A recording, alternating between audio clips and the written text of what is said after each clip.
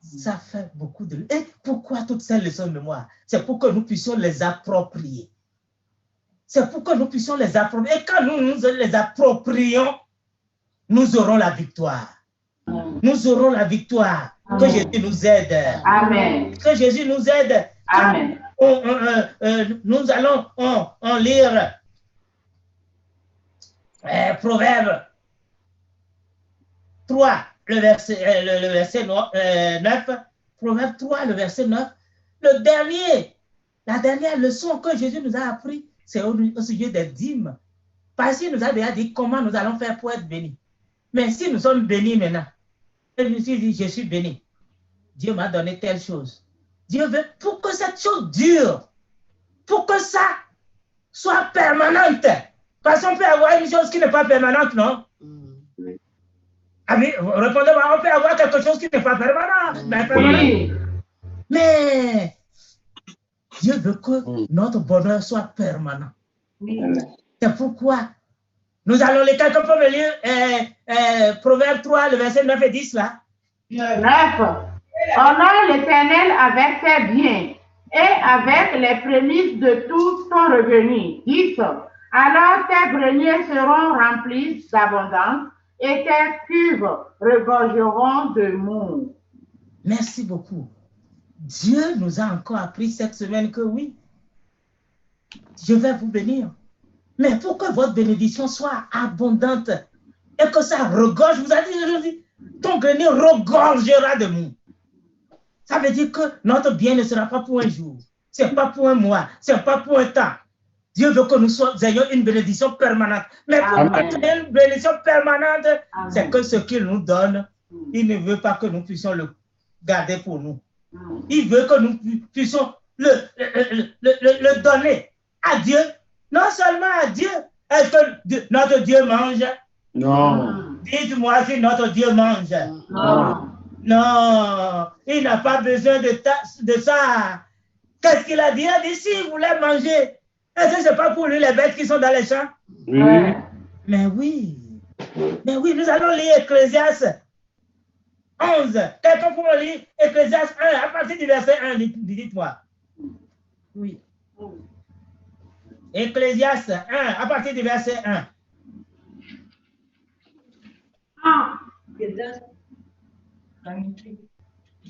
Ecclésiaste 11.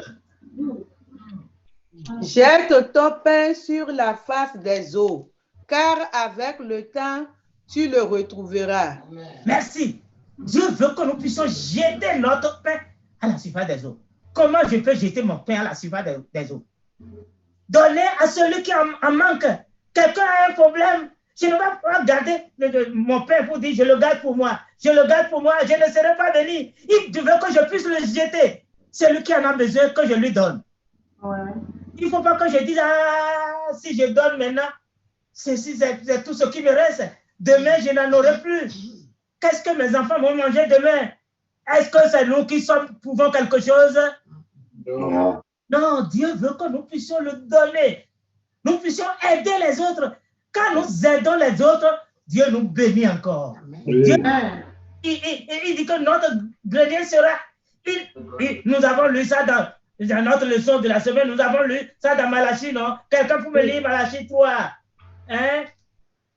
C'est quel verset qui se rappelle du verset qui nous fait ça? Dit, éprouvez-moi. Faites ça, éprouvez-moi. Hein? C'est quel verset? Nous l'avons appris cette semaine seulement. Malachie 3. Lisez-moi ça à partir du verset 8, s'il vous plaît. Oui, un homme trompe-t-il Dieu, car vous le trompez. Et vous-t-il, en quoi ça va nous tromper? Dans les dîmes et les offrandes.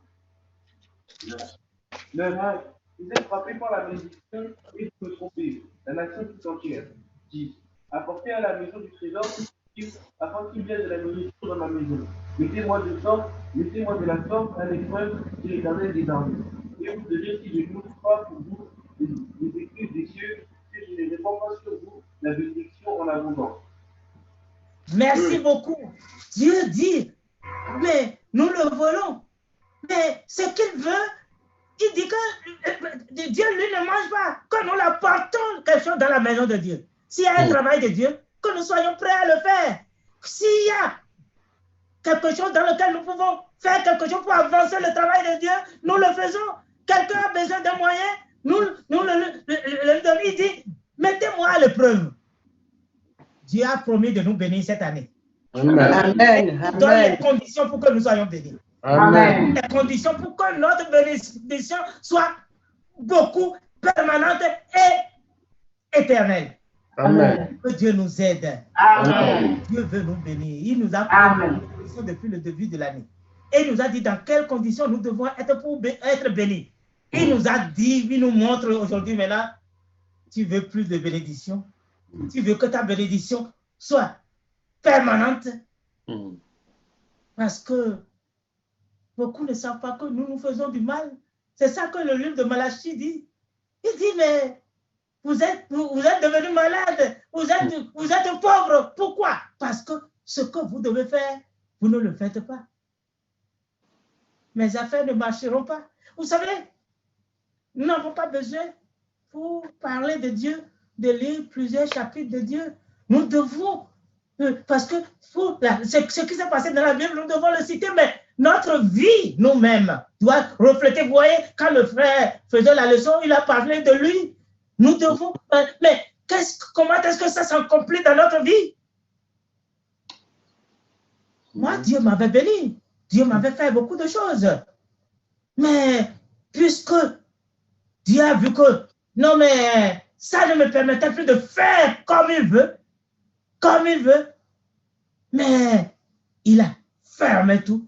Quand il a fermé tout, mais puisqu'il m'aime, c'est par amour, n'est-ce pas? Oui. Mais c'est par amour. C'est par amour qu'il a tout fermé, mais je te veux. Mais parce que si tu continues comme ça, je ne t'aurai pas avec moi. Amen. Amen. Il a tout fermé. Amen. Amen. Il a tout fermé pour que je quitte la position d'enfant prodigue pour devenir un prodige. Aujourd'hui, je suis un prodige. Amen. Je suis un prodige. Je ne sais pas si les enfants comprennent ce que c'est qu'un prodige. Quand je vais à Cotonou, quand les gens me voient, ils me disent, mais ce type, il est encore vivant. Ce type, il est encore comme ça. Amen. Il est encore comme ça. Je suis un prodige devant les gens. Oui. Amen. Même ceux qui m'entourent sont plus proches de moi. Ils voient celui-ci, c'est un prodige. C'est comme ça que Dieu veut nous faire. Amen. Dieu veut qu'on quitte la position de prodigue pour devenir un prodige. Amen. Il veut faire ça à chacun de nous. Amen. Il veut faire ça à chacun de nous. Amen. Ce que nous devons faire, c'est que la Bible nous a dit quelle position. Il dit que c'est une année de bénédiction pour nous. Amen. Il nous a dit dans quelle position nous devons être pour être bénis. Il nous a dit ce que nous devons faire pour que cette bénédiction soit abondante, permanente et éternelle. Amen. Jésus nous appelle. Amen. Il veut que nous soyons bénis. Amen. Nous allons prier.